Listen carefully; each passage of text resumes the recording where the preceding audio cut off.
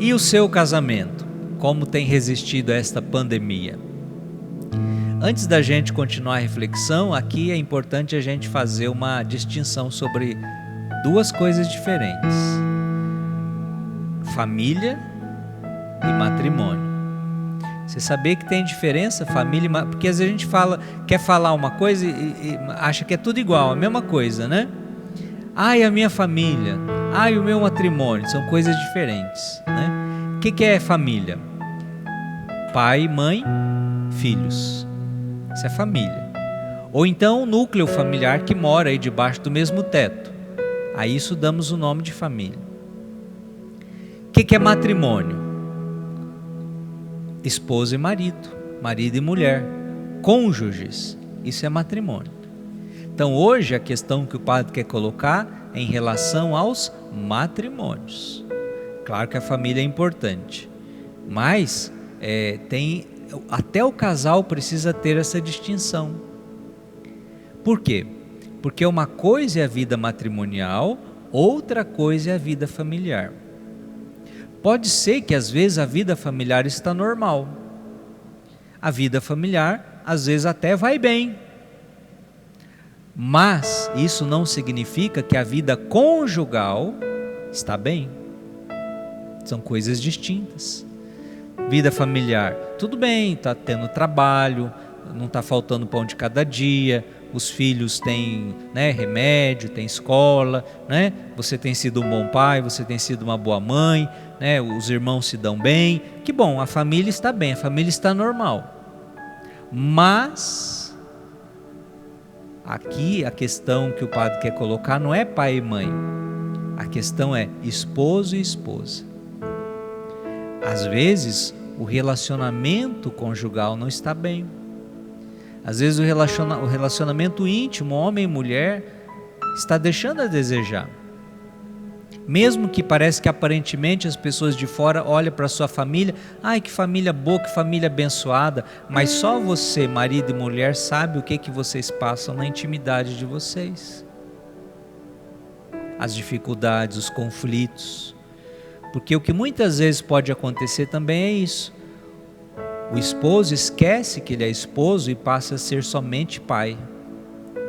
A esposa esquece de ser esposa para o seu marido para ser 100% mãe. Isso acontece muito. E aí a vida conjugal vai enfraquecendo. Então tem que ter a hora de ter a vida familiar, mas tem que ter a hora de ter a vida conjugal. Feito essa distinção, segundo ponto que nós precisamos compreender. Muitas vezes a tendência diante de uma crise é que aquilo que já existe, seja de bom, seja de ruim, com a crise, aquilo se potencializa. Deixa o padre explicar melhor. Talvez o seu relacionamento conjugal, algumas coisas, problemas, dificuldades que já vinham de anos. Não nasceu agora, não começou agora. Mas correria do dia a dia, cansaço, o que a gente vai fazendo? Varrendo para debaixo do tapete.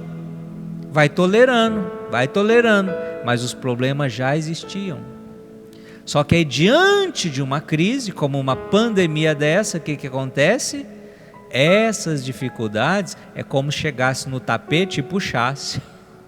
Aí vai ver lá quanta sujeira, quanta coisa escondida que a gente foi relevando, mas não quer dizer que não existe, estava escondido. Então às vezes, gente, a crise, a pandemia, não é que está acabando com os casamentos. A pandemia está sinalizando que a coisa não estava boa. E agora florou. E agora ou vai ou racha, como diz no popular, não é? Porque vai ter que enfrentar os problemas. Por outro lado também, as coisas boas diante de uma crise, a crise ajuda a fortalecer aquilo. Vou dar um exemplo, uma doença na família, uma doença grave. Diante dessa doença, pode vir um divórcio, a pessoa não tem estrutura para para cuidar do outro, para carregar no colo, para dar banho, né? Ou essa doença pode unir ainda mais, eles vão se amar ainda mais. Uma crise financeira, ela é um problema.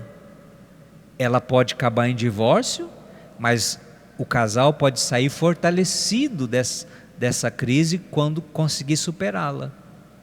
Isso vai depender do que tinha nesse histórico de vida conjugal. Volto a dizer, os problemas com uma crise aumentam. Aquilo que já existia fica maior, fica mais forte, infelizmente. Mas as coisas boas, diante de os valores que você já cultivava, o amor que você já tinha, diante de uma crise, também pode se fortalecer. Por isso, não fique culpando a pandemia, não fique colocando, né, a culpa, né, do aparente fracasso da sua vida conjugal no coronavírus. São situações que muito provavelmente já existiam, que talvez vocês não estavam conseguindo enxergar ou não queriam enxergar, ou estavam empurrando com a barriga, mas que agora precisa ser enfrentadas. E é assim que nós queremos ir crescendo, na graça de Deus. Não sabes que eu sou